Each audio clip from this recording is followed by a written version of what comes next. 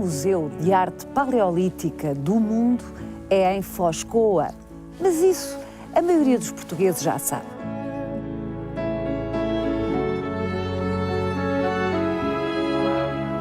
O que talvez não saiba é que a melhor maneira de ver as gravuras que celebrizaram o vale do rio Coa é à noite.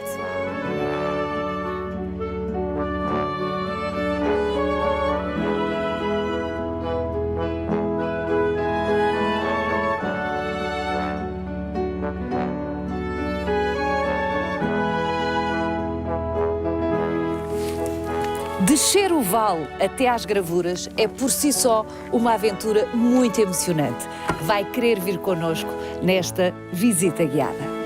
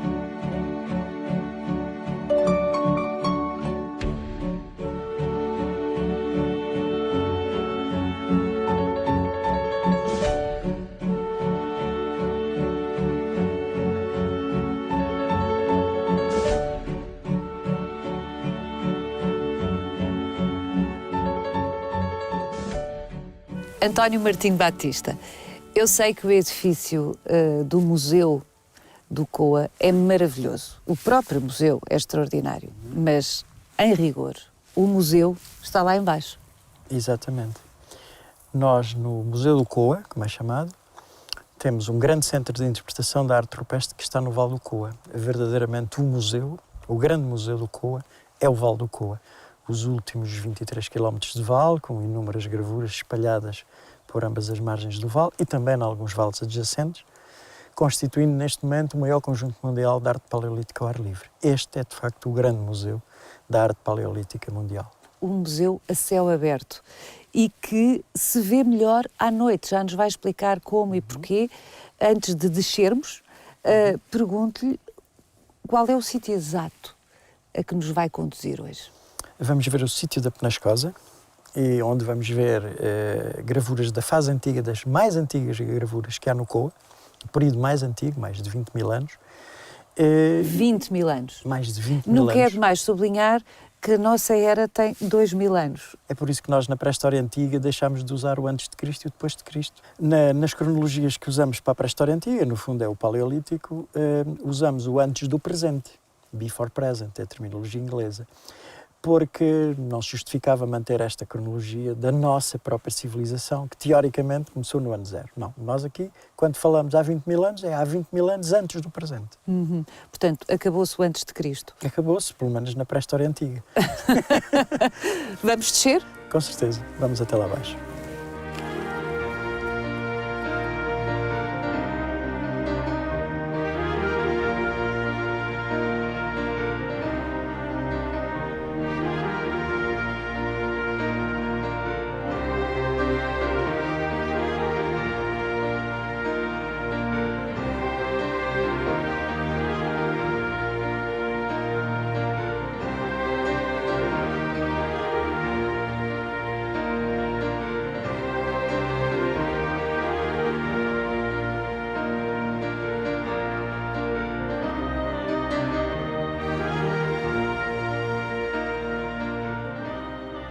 António, já se percebe porque é que à noite se vê melhor, não é? Sim, sim. A luz rasante nós podemos controlá-la e painéis com as características deste, não é? Uma superfície rochosa, completamente recamada de gravuras.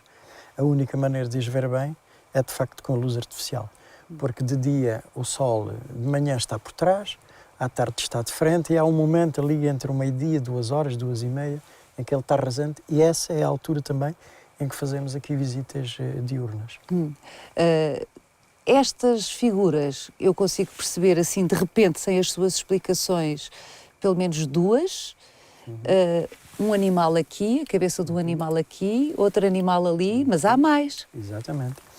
Bom, é exatamente uma característica da fase mais antiga da arte do Koa, aquela que vai para lá de 25 mil anos. 25 mil anos. 25 mil anos. É a fase antiga da arte do Koa, num período que nós, arqueólogos, chamamos grafitense. Eu sei que isto são nomes um bocadinho fortes, mas é assim que são classificados. E hoje em dia conseguimos identificar muito bem as gravuras deste período antigo e uma das características é exatamente esta sobreposição intencional nestas superfícies rochosas, como neste caso aqui na Rocha 3 da Penascosa, um dos exemplos melhores que temos no Koa deste tipo de gravuras. E porquê é que eles sobrepõem as gravuras? Bom, isso é um enigma que nós, de facto, tentamos perceber, porque se olharmos para o lado, temos outros painéis lisos, sem qualquer gravura. Isto é como se fosse a parte nobre deste sítio, que nós chamamos, arqueólogos, enfim, chamamos isto um santuário, à falta de melhor termo, que é um sítio sacralizado pela arte rupestre, isso parece não haver grandes dúvidas sobre isso. E, portanto, este é um sítio nobre dentro deste santuário. Imagina entrar numa igreja, tem o altar-mor, que é a parte nobre da igreja, depois os altares laterais. Digamos que isto é... O altar-mor. O altar-mor deste santuário, como é o sítio da Penascosa no Val do Koa. E depois há uma sobreposição, as gravuras vão se sobrepondo ao longo do tempo, poderão ter passado aqui centenas de anos entre a primeira gravura e a última. No entanto, todas estas gravuras têm o mesmo estilo e pertencem todas a essa fase antiga. Só que essa fase antiga prolongou-se por milhares de anos. Nós não sabemos exatamente quando começou nem quando acabou. Mais ou menos conseguimos já localizá-la neste tempo longo, que é o tempo paleolítico, que vai para além de 25 mil anos. As escavações que aqui foram feitas no Vale provam também a ocupação do Vale nesse período. E, portanto, o que temos aqui, no fundo, é uma sobreposição dos animais típicos deste período aqui do Koa. Desde logo, cabras, que é o animal que está na base deste conjunto de sobreposições, aquilo que nós chamamos uma estratigrafia figurativa. No fundo, estuda-se como um quadro. Só que no quadro, vai-se ao pigmento, nós aqui estudamos o traço mais antigo, o mais recente, e estudamos, enfim, as sobreposições para saber as mais antigas e as mais recentes. Temos, portanto, aqui cabras, aurochs, o grande touro selvagem, que no Paleolítico era o maior bicho que vivia aqui na região, um grande herbívoro. O auroch no estado adulto podia atingir 1.200 quilos, portanto está a ver, o dobro de um animal de lida atual, de um touro atual, é o antepassado dos touros atuais. Né? E também aqui uma cabeça de cavalo, por exemplo, aqui assim esta figura é uma cabeça de cavalo, aliás com uma crina muito interessante, que se pode até paralelizar com a crina dos atuais cavalos de Przewalski, que é no fundo digamos, o descendente dos mais antigos cavalos paleolíticos, que alguns deles foram figurados aqui no Val do Koa. Crinas retas, direitas, que não desciam nem para um lado nem para o outro, e é o que temos aqui. No fundo, o quarto animal que aqui falta é o veado, que curiosamente nesta fase mais antiga até é o menos gravado destes 4 herbívoros, que são os animais tipo da arte paleolítica do Koa.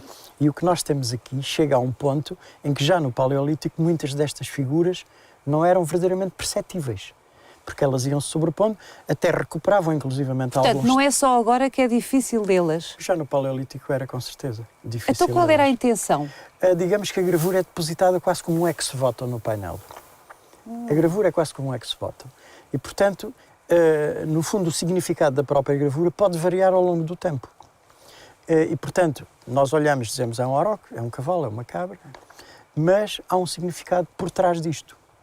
Como nós conhecemos a nossa simbologia do tempo presente, se formos numa estrada e tivermos curva à direita, curva à esquerda, sabemos o que isso significa. No Paleolítico, a sociedade que produziu estas gravuras também conhecia esse outro significado.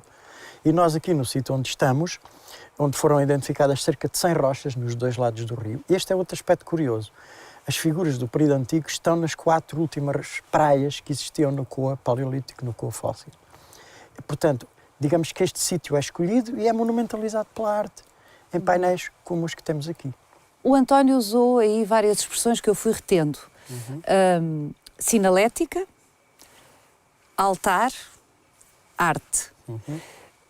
Não são sinónimos, e eu gostava de perceber como é que se articulam, porque se o objetivo era sinalizar alguma coisa, enfim, nós hoje não consideramos que um sinal de stop é arte. Claro. Se o objetivo era religioso, enfim, também quem produzia os símbolos religiosos durante séculos não os entendia como arte, não é? Arte é uma expressão que nos remete para noções mais contemporâneas e que tem a ver com qualquer coisa que no limite é inútil, que satisfaz outra dimensão do que é ser humano, não é? Mas que não tem uma utilidade, uma funcionalidade imediata. No fundo, a arte é aquilo que nos separa dos animais. Sem arte, portanto, o homem seria praticamente igual aos restantes animais da criação.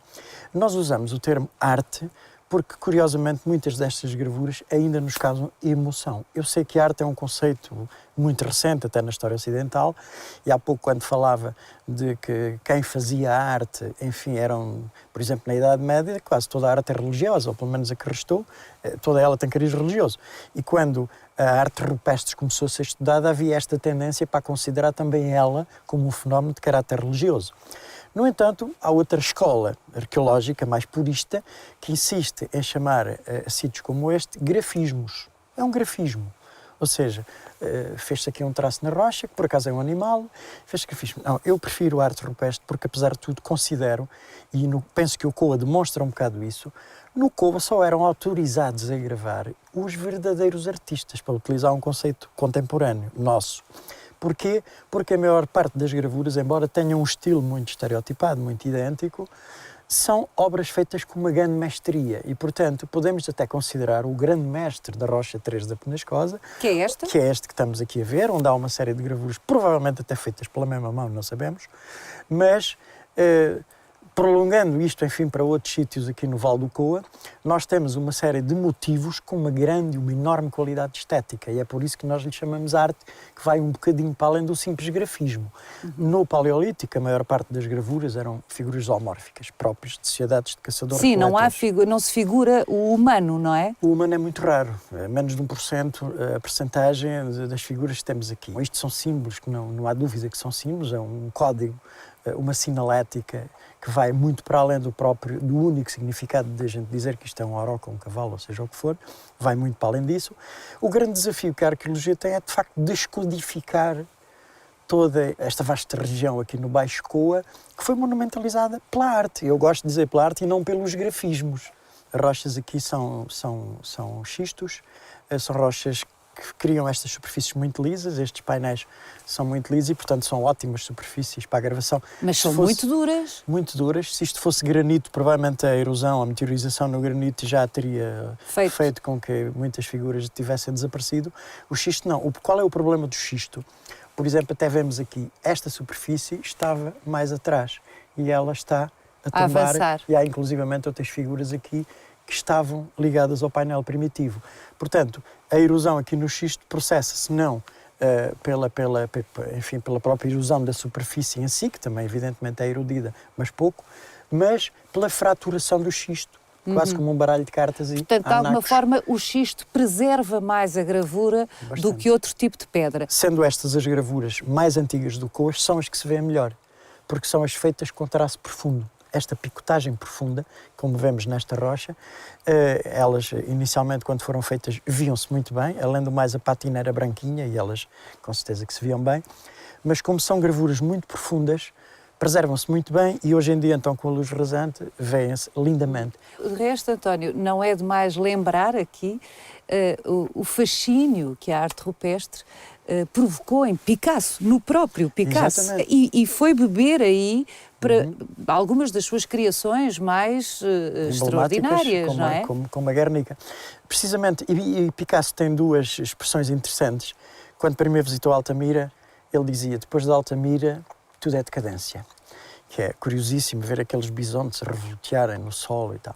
E da mesma maneira, quando visitou Lascaux, porque Lascaux é descoberto no início da Segunda Guerra Mundial, Quando ele visitou Lascaux, Lascaux é de facto também um sítio impressionante, e o Picasso dizia: o que é que nós artistas do século XX estamos a inventar que estes artistas não tivessem já inventado? Porque em Lascaux há ali uma série de escolas, digamos assim, que no fundo dão muito, no fundo, o que era a arte da primeira metade do século XX. E é curioso que dois dos sítios mais emblemáticos influenciaram claramente um artista com a grandeza de um Picasso, que experimentou praticamente todas as capacidades que o artista do século XX podia explorar. Mas eram coloridas essas imagens que ele viu? Porque eram em grutas. Sim. Estas seriam coloridas? Estamos em crer que algumas delas seriam, porque aqui no Coa há algumas gravuras que ainda têm restos de pintura. Na zona Só da como Faia, estão ao ar livre, evidentemente a pintura tinta desapareceu. desapareceu. Mas com certeza, e o homem Os paleolítico... pigmentos, não é a tinta, não é? Sim, é um pigmento que no fundo transforma-se em tinta, não é? Sim. Misturado com água e até com alguma matéria orgânica para se colar à rocha. E temos aqui no Coa restos de pintura no sítio da Faia, um sítio longe daqui, na zona granítica, curiosamente. Temos restos de pintura e isso sugere que muitas gravuras aqui do Coa poderiam também ser pintadas.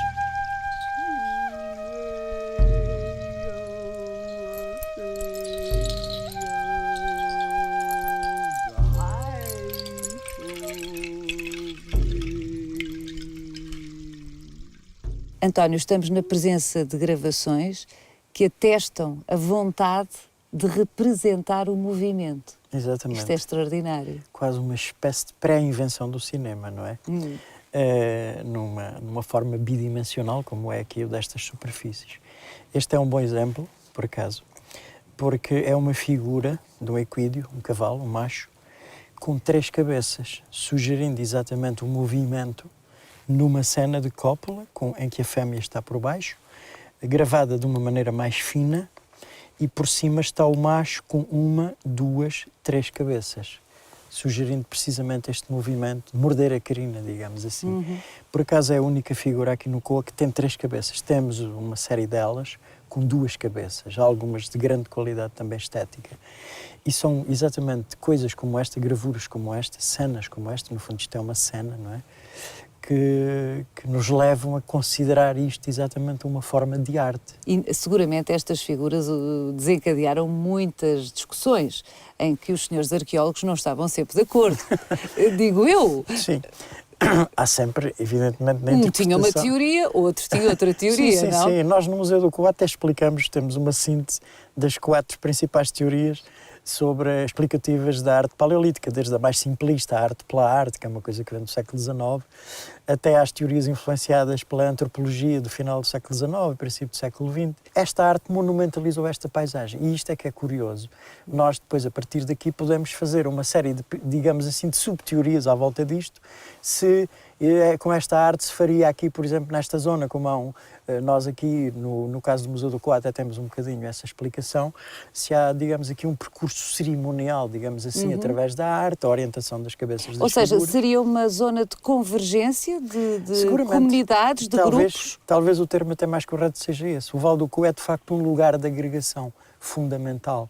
E nós, um ponto de encontro de grupos. Um ponto de encontro, seguramente. E a arte, neste caso a arte rupestre, é uma espécie, o tal ex voto, que já falámos, depositado na rocha, evidentemente pelos indivíduos autorizados a tal, porque todas as sociedades têm que se organizar de determinada maneira. Para nós hoje é muito difícil sabermos como é que as sociedades paleolíticas eram organizadas aqui no Vale. Sabemos que, enfim, não seriam grandes bandos, mas o tal lugar de agregação que é o Vale, isso hoje parece fora de causa. Conhecemos outros sítios com arte paleolítica de ar livre na Península Ibérica, alguns fora da área do Coa, a maior parte fora da área do Coa, mas aqui é o grande lugar de agregação, é o sítio onde pela concentração de gravuras que existem. A maior concentração e digamos que é quase a fonte do resto que está à volta. Há inclusivamente sítios em que nós podemos identificar claramente a mão de gravadores do Coa, ou pelo menos de gente que passou pelo Coa. E aí o Coa, sim, será mais, em vez de dizermos, isto era um grande santuário. Bom, é um lugar de agregação, isso hoje em dia não parece haver dúvidas sobre isso. Quem era esta gente? É o Cro-Magnon, é o homem do Paleolítico Superior Europeu. São sapiens sapiens, como nós, têm a mesma capacidade craniana que nós temos, só não têm a nossa tecnologia. Porque a Península Ibérica, no Paleolítico Superior, não teria assim tantos habitantes como isso. Enfim, cálculos feitos podem andar entre 50 a 100 mil, digamos assim, mas é muito difícil a gente dizer isso, e nomeadamente neste período da fase antiga do Coa.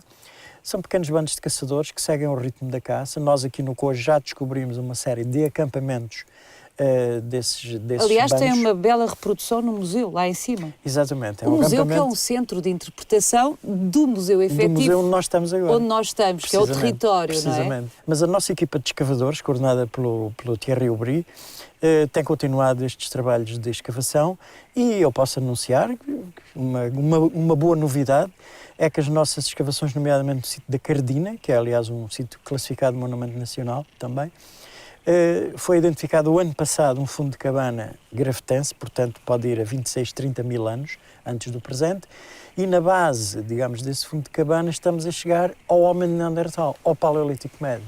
Estamos a chegar ao período em que há indústria lítica, portanto objetos de pedra que podem ter sido feitos, elaborados pelo homem de Neandertal. É claro, o estudo está ainda embrionário, mas precisamente a nossa equipa garante-me que aquilo já são materiais do Paleolítico Médio e, portanto, estamos a prolongar cada vez mais no tempo longo paleolítico aqui a ocupação humana do Vale do Coa.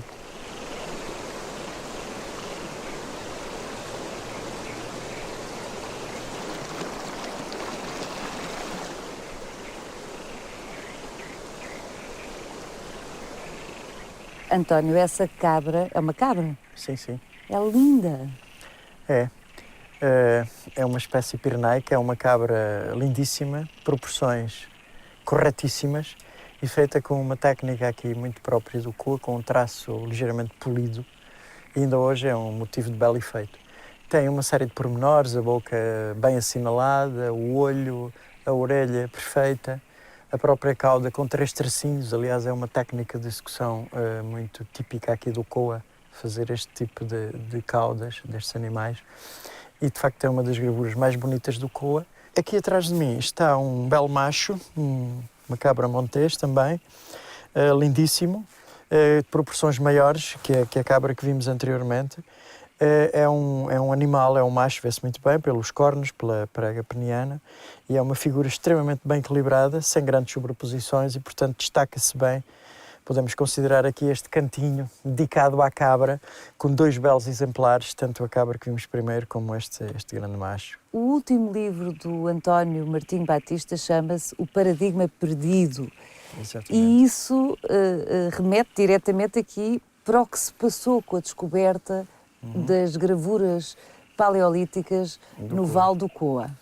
Exatamente. Eu chamei-lhe Paradigma Perdido intencionalmente, portanto é um título que é tomado precisamente de um princípio, que é o facto de, durante mais de 100 anos, a arte paleolítica ser considerada a arte das grutas. Cavernas. Das cavernas. E das cavernas profundas. O próprio se dizia nos manuais de pré-história, a arte das grutas. E com a descoberta da arte do Coa, revelou-se, digamos assim, um paradigma que estava perdido na arqueologia europeia, que é a arte da ar livre. No fundo, aquilo que nós chamamos a arte da luz, por oposição à arte das trevas, que era a arte das cavernas. E é o Coa verdadeiramente que revela isto na arqueologia europeia e, enfim, de uma maneira completamente emblemática, digamos assim. Portanto, nós com o Coa recuperamos esse paradigma que estava perdido há milhares de anos. Ou seja, recuperamos a luz para os pré-históricos. Evidentemente, o homem paleolítico vivia com a luz, não com as trevas. E a arte do Coa é exatamente isso, é uma arte da luz. E isso colide diretamente, esta revelação do Coa, colide diretamente com todos os estereótipos que nós tínhamos sobre os homens das cavernas, não é? Os homens das cavernas, as cavernas profundas, muito barbudos e tal. Não, isso é tudo um disparate que, evidentemente, são coisas que foram ultrapassadas com a descoberta do Coa.